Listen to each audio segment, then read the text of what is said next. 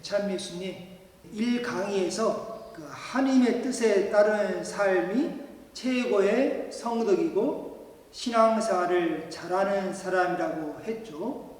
그러면은 무엇이 하나님의 뜻이냐? 이게 궁금하죠. 살레시오 성인은 말씀하시기를 계명과 교회 규범, 권고들 그리고 공동체를 위한 회원과 규칙들에 대해서 순명하는 것이 바로 하나님의 뜻에 따르는 삶이다 라고 말했어요. 그러니까 하나님의 뜻은 뭔가 하면은 계명, 교회 규범, 권고들, 회헌과 규칙들 이런 것이 바로 하나님의 뜻이다. 이것에 대해서 순명하는 것이 하나님의 뜻에 따르는 것이고 이 네 가지를 순명하지 않은 것은 하나님의 뜻을 따르지 않은 것이다 라고 말할 수 있다 이것이죠. 그래서 좀 더 구체적으로 말씀드리면 첫 번째로 계명을 지키는 것이 하나님의 뜻을 지키는 것이고 그것이 바로 하나님을 사랑하는 것이다. 요한복음 14장 21절에 내 계명을 받아 지키는 이야말로 나를 사랑하는 사람이다. 요한복음 15장 10절에 내가 내 아버지의 계명을 지켜 그분의 사랑 안에 머무르는 것처럼 너희도 내 계명을 지키면 내 사랑 안에 머무르는 것이다. 그러니까 계명을 잘 지키는 것이 그게 바로 하나님의 뜻을 따르는 일이다 이거죠. 제가 본당 신부를 하고 있잖아요. 근데 어떤 자매가 저한테 이런 고민을 토로했어요. 신부님, 제가 신앙생활을 잘하고 있는지 궁금합니다. 저는 조금도 성령의 뜨거움을 느낄 수가 없습니다. 마음이 뜨겁지가 않습니다. 하느님을 열정적으로 사랑하는 것 같지도 않습니다.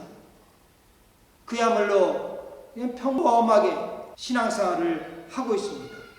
제가 신앙생활을 제대로 하고 있나요? 하고 저에게 질문을 했어요.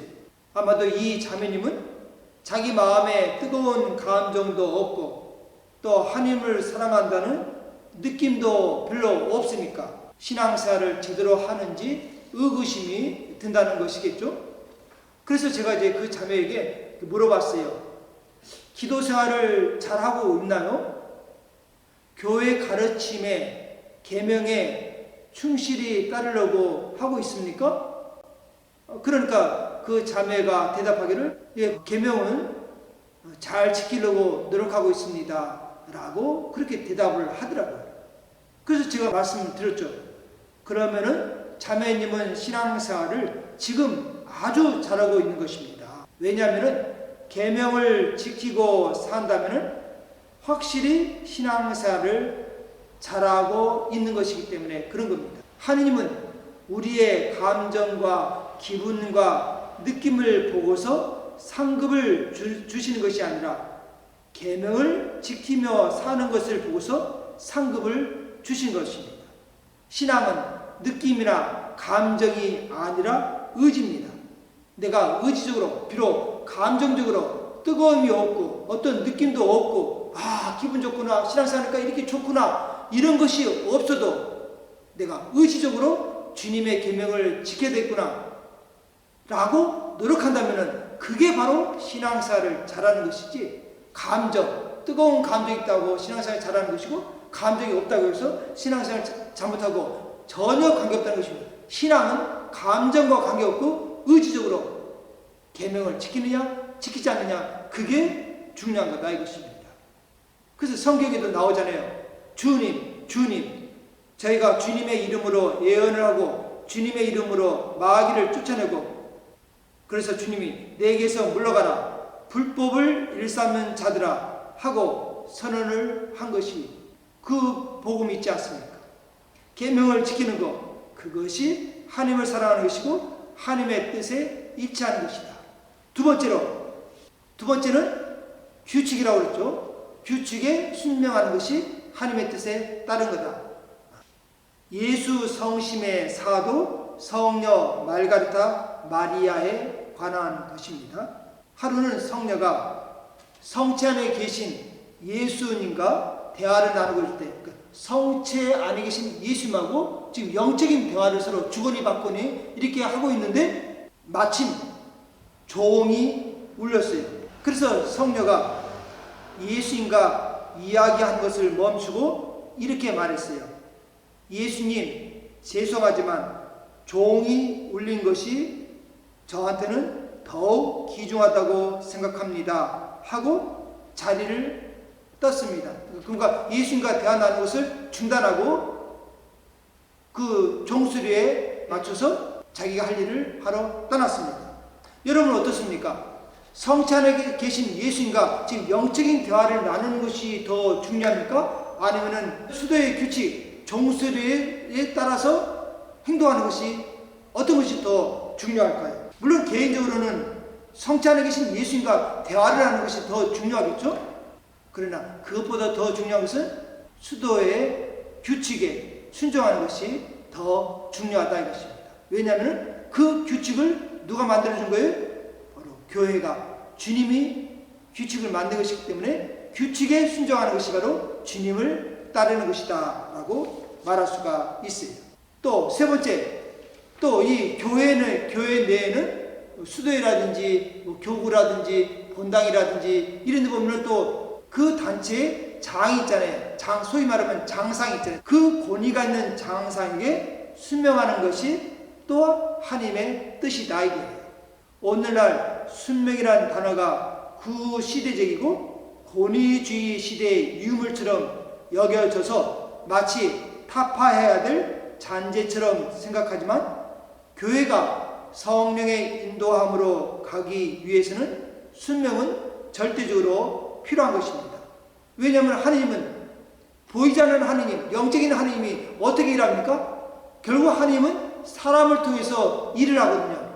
다시 말하면 하나님은 그 권위 있는 그 단체의 장을 통해서 당신이 일을 하는 것 때문에 권위 있는 장상에 순명하는 것이 바로 주님의 뜻에 순명하는 것이다 라고 말할 수가 있어요. 다시 또 성녀 말가르타 마리아 성녀에 관한 것인데 예수님이 성체 안에 계신 예수님이 이 성녀에게 어떤 일을 하거라 하고 주님이 영적으로 말씀을 해주셨어요.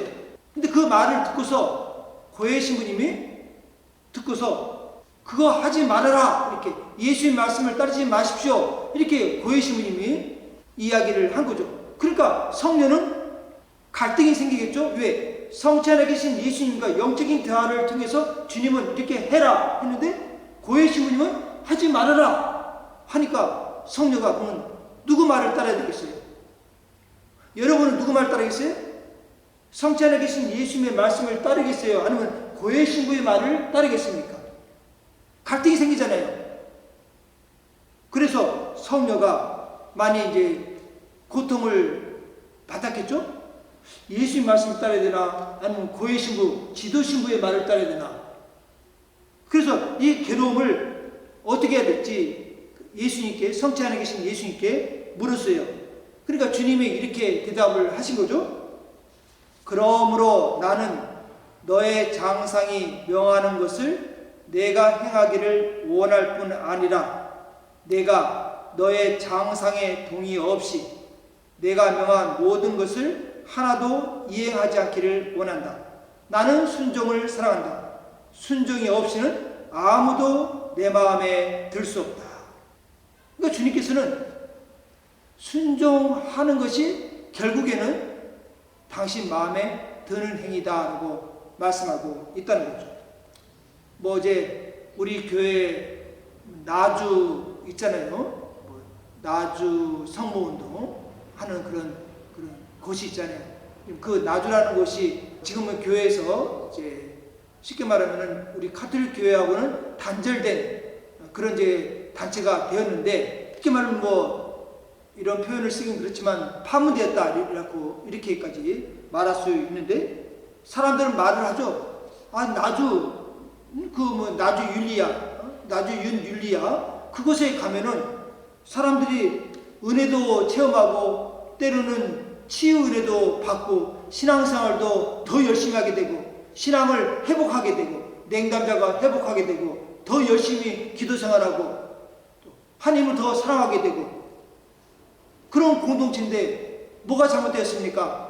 오히려 그런 곳에 가서 신앙사는 것이 더 낫지 않습니까? 이렇게 말하는 신자들이 있어요.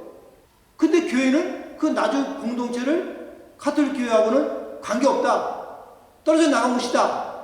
쉽게 말하면 파문한 것이다. 이렇게 말을 하고 있는 거죠. 아니 그것에 그렇게 은혜가 많다고 그러는데 왜 우리 교회가 그런 결정을 내린 것이겠어요? 그게 뭐가 없기 때문에? 순명이 없기 때문에. 순종이 없기 때문에 그것은 가톨교회가 아니다. 이렇게 단절을 시켜버린 것입니다. 왜? 순명이 없다는 것은 겸손이 없다는 뜻이죠. 겸손이 없기 때문에 순명이 없는 거죠. 그럼 겸손이 왜 없느냐? 마귀는 겸손할 수가 없어요. 그러니까 다시 말하면은 사탄 마귀도 영적인 존재이기 때문에 그들도 아주 큰 힘을 가지고 있어요. 그들도 기적을 일으킬 수 있어요. 병을 낫게 해줄 수도 있어요. 온갖 이적을 행할 수도 있어요. 그러니까 사람들이 혼돈을 일으키는 거죠. 어이, 봐라! 왜 기적이 일어나지 않느냐? 병자가 병을 낫지 않느냐? 어떤 이적이 일어나지 않느냐? 기적이 일어나지 않느냐? 그러니까 사람들이 헷갈리는 거예요. 그게 바로 하나님의 힘이 아니냐? 그런데 마귀는 다른 거 다 할 수 있어도 마귀가 한 가지 못하는 게 뭐냐? 순명을 못하는 게 순명. 왜? 마귀는 겸손할 수 없으니까. 그래서 영적인 열매를 우리 교회가 어떤 사건들 뭐 치유라든지 기적이라든지 이런 것들이 많이 일어났을 때 과연 그것이 하나님이 하신 일인지 아닌지를 식별하는 그 기준 가운데 하나가 뭐냐? 사랑과 겸손이다. 이게. 사랑과 겸손, 순종. 이런 걸 보고서 사랑과 겸손과 순종 이걸 하면은 이건 하나님이 하신 일이구나 이렇게 식별할 수 있지만 순종도 없지 겸손하지도 않지 사랑의 열매도 없지 그러면 그건 마귀가 한 것이다 이렇게 우리가 영적 식별을 이렇게 하게 되는 것이. 근데 나주 율리아에게는 바로 순명이 없기 때문에 교회가 그것은 가톨릭 교회가 아니다 이렇게 단정을 지었던 것이죠. 그 정도로 순명이 중요한 거다 이것입니다. 이 가톨릭 교회에서는. 그래서 주님은 그 말같아 성령에게 너를 지도하는 사람들의 승낙이 없이는 아무것도 하지 마라. 순종을 하면 너를 구슬리는 사탄의 노력이 헛될 것이다. 사탄에게는 순종을 이길 힘이 없기 때문이다 라고 말했던 것이에요. 순종치 않은 사람은 사탄의 속임수에 자기 자신을 내맡기는 것과 같다라고 말할 수 있다는 거죠. 그 여러분들 지금 제 말씀 들고 합당하고 옳은 명령이면은 누가 순명 안 하겠습니까? 합당하고 옳은 순명이라면은 순명 안 하는 사람이 어디 있습니까? 순명이 어려운 것은 장상의 명령이 옳지 못하기 때문이 아닙니까? 아마도 이렇게 여러분들 생각을 하겠죠? 그리고 그런 합당치 못한 명령에 순종할 필요가 뭐가 있습니까? 그 잘못된 명령인데 잘못된 지시인데 그런 것에 왜 순종을 해야 됩니까? 그 말도 안 되는 것이죠. 아마 이렇게 말할 사람이 있을 거예요. 그런데 분명한 것은 장상의 명령이 죄가 되지 않은 것이라면은 그럼에도 순명을 해야 한다는 것입니다. 확실하게 죄가 되는 것이 아닌 한은 순명을 해야 된다는 거예요. 왜냐하면은 그럴 때 하나님은 더 큰 선으로 이끌어 가시기 때문에 그렇다 이것입니다. 오상의 비오신 분만큼 기적을 행한 분이 2000년 교회 역사상 오상의 비오신 만큼 하나님의 힘, 기적을 일으킨 성인이 없어요. 그분은 사람으로서 보여줄 수 있는 온갖 기적이라는 기적은 다 일으키신 분이십니다. 그런데 어떤 신자가 이 비오신 분님의 기도 모임을 이제 본당에서 이제 기도 모임 단체를 만들려고 이렇게 시도를 했는데 본당 신부님이 하지 말라고 그러는 거예요. 그런 기도만 하지 마. 그러니까 이 자매가 속상했겠죠. 비오신 분님, 이 교회에서 성인으로 인정받은 분이신데 그 기도 모임을 하겠다는데 본당 신부님 하지 말라고 그러는 거예요. 그래서 속상해가지고 비오신부님께 이렇게 이제 속상함을 토로했죠. 근데 그 말을 듣고서 비오신부님이 해결책을 주신 겁니다. 그러니까 이 사람 그 말 듣고서 비오신부님이 해결책을 준다니까 얼마나 고마워요? 신부님 어떻게 할까요? 지금 당장 그 기도 모임을 해산하세요. 기도 모임 하지 마세요. 본당 신부님께 순종하세요. 이렇게 말씀을 했다는 것입니다. 그러면은 잘못된 명령으로 인해서 결과가 잘못되면 어떻게 됩니까? 잘못된 명령으로 인해서 결과가 잘못되면 어떻게 돼요? 당장은 가슴이 아프겠죠. 안타까운 일이겠죠. 그럼에도 하나님의 뜻에 순명하면서 받아들인다면 그걸 보고서 하나님께서는 나중에 더 큰 선으로 더 큰 영적 유익함으로 하나님은 이끌어 주신다는 것입니다. 그러니 순명하는 것이 잘못된 게 아니죠.